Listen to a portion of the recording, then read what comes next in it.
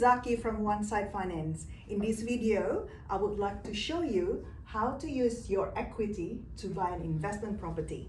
So in this example, we assume that you have already your home. All right, so I will draw a house here, and assuming your home is valued at 500,000. Now, how do you know it's worth 500,000? We can help you. We can order a free valuation from the bank to determine the value of your property. And we can also do multiple valuation. If the bank that we choose have lower valuation and you believe it's worth more, we can do another valuation with another bank.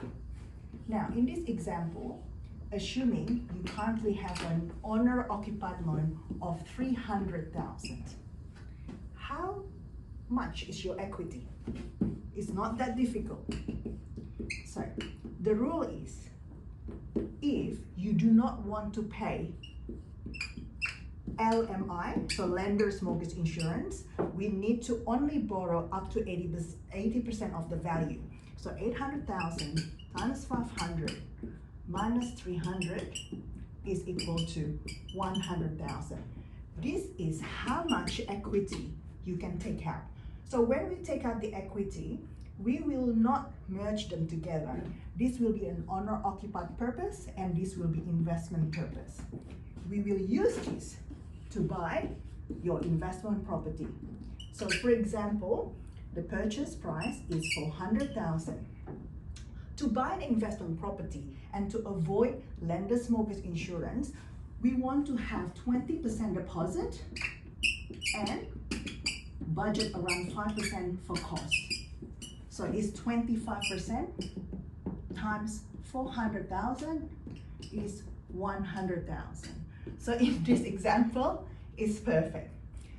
Now, you will then borrow the 80% of 400, which is 320.